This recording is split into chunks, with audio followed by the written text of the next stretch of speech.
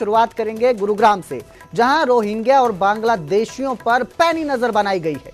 संदिग्ध प्रवासियों के खिलाफ बड़ी कार्रवाई करने की तैयारी में प्रशासन है। संदिग्ध प्रवासियों के लिए 4 डिटेंशन सेंटर बनाए गए हैं। चारों सेंटर के इंचार्ज की नियुक्ति के आदेश भी जारी किए गए हैं। पुलिस ने कुछ संदिग्ध प्रवासियों को हिरासत में भी लिया है। तो संदिग्ध रोहिंग्या और बांग्लादेशी जो है उन पर पैनी नजर बनाई हुई है। प्रशासन बड़ी कार्रवाई करने की तैयारी में है, जिसके लिए जो आदेश दिए गए हैं कि नियुक्त किए जाए, चारों सेंटर के इंचार्ज नियुक्त किया जाए, इसके आदेश दिए गए हैं। पुलिस ने इसके साथ ही कुछ प्रवासियों को हिरासत में भी लिया है। तो बड़ी खबर दे रहे हैं आपको इस वक्त की, रोहिंग्या और बांग्लादेशी जो हैं उन पर प्रशासन बड़ी कार्रवाई करने की तैयारी में है। चारों डिटेंशन सेंटरों के इंचार्ज जो है उनको नियुक्ति के आदेश दिए गए हैं और इसके साथ ही कुछ प्रवासियों को हिरासत में लिया है। पुलिस ने कुछ प्रवासियों को, संदिग्ध प्रवासियों को हिरासत में लिया है। पिछले कुछ दिनों से, कुछ समय से प्रदेश में जो प्रवासी हैं उनको, उनकी गतिविधियां को नोटिस किया जा रहा है, उन पर नजर रखी जा रही है। तो जितने भी संदिग्ध प्रवासी हैं उनको लेकर प्रशासन अब जो है वो पैनी नजर बनाए हुए है, उनके खिलाफ कार्रवाई करने के मूड में दिख रहा है। तैयारियां कर ली गई हैं। 4 डिटेंशन सेंटर बनाए गए हैं गुरुग्राम में, जिनमें जो है इंचार्जों की नियुक्ति के आदेश भी जारी कर दिए गए हैं। तो उधर चंडीगढ़ में आज सीएम सैनी के कई कार्यक्रम हैं। विभिन्न इलाकों से आए लोगों से मुलाकात करेंगे। सफाई कर्मचारियों के डेलीगेशन से मुलाकात की जाएगी। राज्य स्तरीय तीज महोत्सव की तैयारी की समीक्षा भी की जाएगी।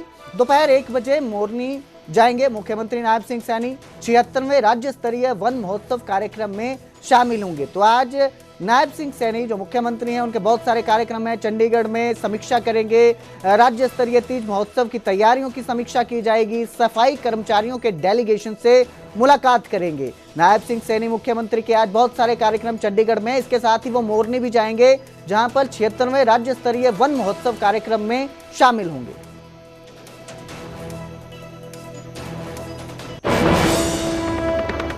आज शिवरात्रि है। शिवालयों में बम बम की गूंज हो रही है। शिवालयों में शिव भक्तों का तांता लगा है।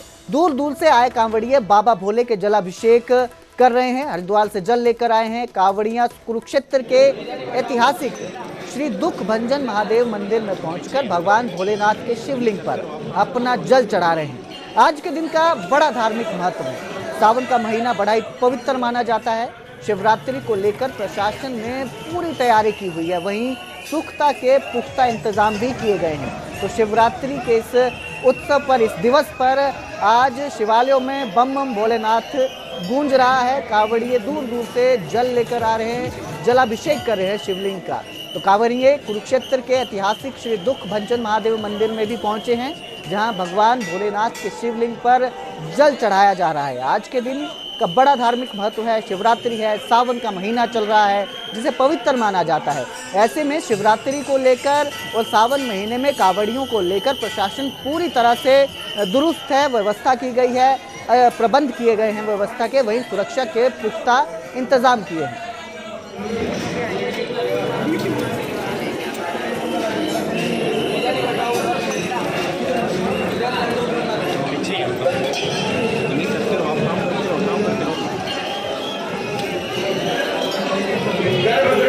मंदिर के अंदर ज्यादा देर बैठना रुकना मना है।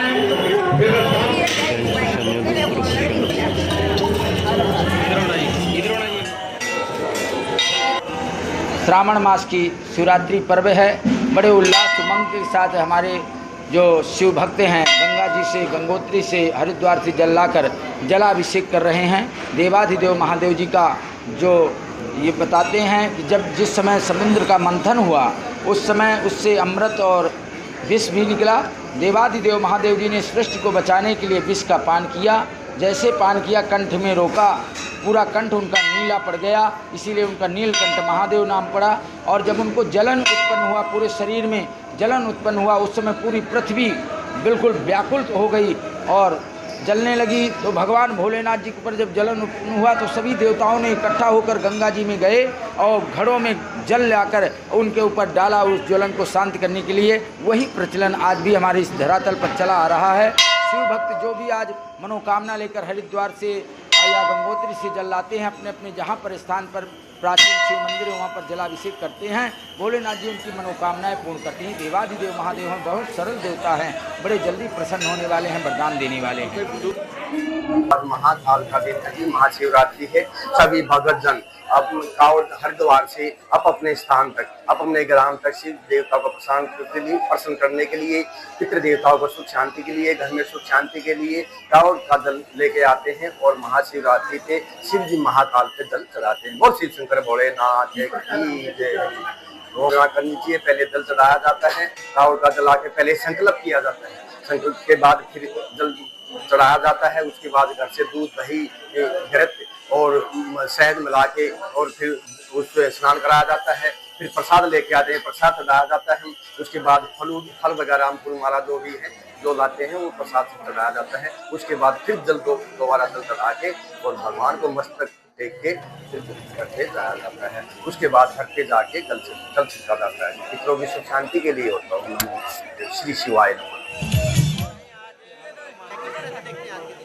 यहाँ पर देखो हर तरीके की सुविधा, हर चीज़ है और मंदिर में भी देखो काफ़ी भीड़ हो चुकी है। कांवरियों के हद से ज़्यादा हर एक मनोकामना पूरी होती है, हर एक चीज़ पूरी होती है यहाँ पर। ऐसा ही कोई नहीं है कि जो आएगा तो खाली हाथ नहीं जाता, सारा खाली हाथ भर के ही जाते हैं यहाँ से। मुझे आते हुए तो कम से कम 15-20 साल होने जा रहे हैं, पर बहुत ज़्यादा मनोकामना पूरी होती है यहाँ पर। आया दिन अंधा भीड़ भड़ाका हमेशा, हर सोमवार को देख लो, हर सावन में, शिवरात्रि में देख लो, बहुत ज़्यादा होती है। तो शिवरात्रि के इस मौके पर बाबा बर्फानी के धाम में भी बड़ी संख्या में लोग पहुंचे और नतमस्तक हुए।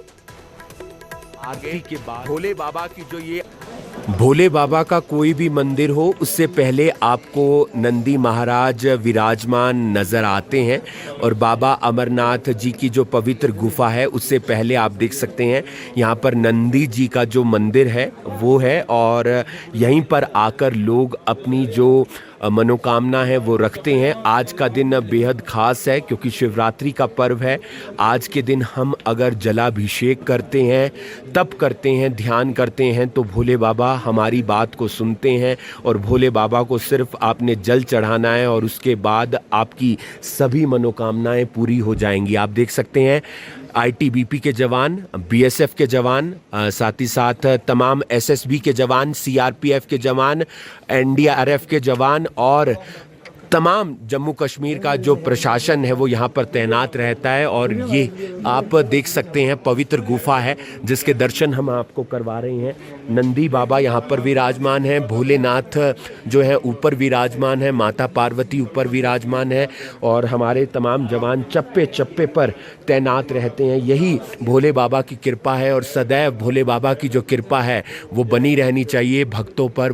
भोले बाबा का आशीर्वाद रहेगा तो जीवन के अंदर सुख समृद्धि होगी और भोले बाबा ही सर्वे हैं, सर्वा हैं, वही शून्य हैं, वही अनंत हैं और वही सबसे खूबसूरत हैं। और ये पवित्र गुफा जुलाई माह में जो है यात्रा शुरुआत होती है और 9 अगस्त को इस बार पूर्णमासी के दिन, पूर्णिमा के दिन, रक्षाबंधन के दिन यात्रा जो है वो समाप्त। अब तक लाखों भक्त यानी कि 3 लाख से ज़्यादा जो भक्त हैं वो यात्रा कर चुके हैं और भोले बाबा का आशीर्वाद प्राप्त कर चुके हैं और भोले बाबा की कृपा सदैव भक्तों पर बनी रहे। और हर साल कोशिश रहती है रजिस्ट्रेशन करवाकर यहाँ पर आने की ताकि भोले बाबा का जो आशीर्वाद है वो मिल सके और भोले बाबा सदैव पूरे विश्व के अंदर अपनी जो शांति है वो बरसाए रखें क्योंकि भोले बाबा सर्वे सर्वा हैं।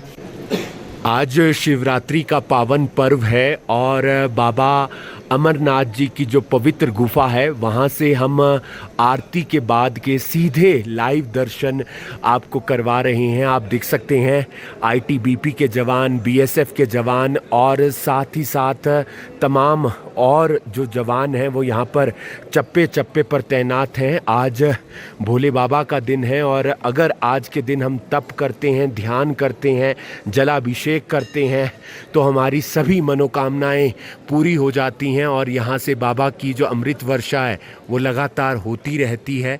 ये तस्वीरें हम गुफा के आपको अंदर से भीतर से दिखा रहे हैं और पवित्र दिन है। श्री अमरनाथ जी की पवित्र गुफा से तमाम श्रद्धालु बालटाल से, पहलगाम से यहाँ पर पहुँचे हैं और आपको एक दृश्य और दिखाना चाहेंगे जो आपको ये पहाड़, यहाँ पर साक्षात शेषनाग जी बैठे हैं, उनकी आकृति वाला पहाड़ है और अभी थोड़ी देर में तमाम श्रद्धालु यहाँ पर आएंगे और दर्शन करेंगे।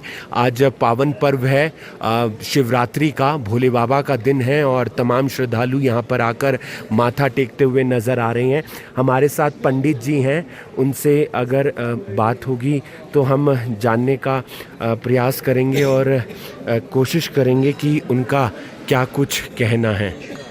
तो आप देख सकते हैं जो आज शिवरात्रि का पावन पर्व है, उसके बाद यहाँ से तमाम श्रद्धालु जाते हुए नज़र आ रहे हैं और ये पवित्र गुफा है जहाँ से अमृत वर्षा भी होती रहती है और भोले बाबा यहीं पर विराज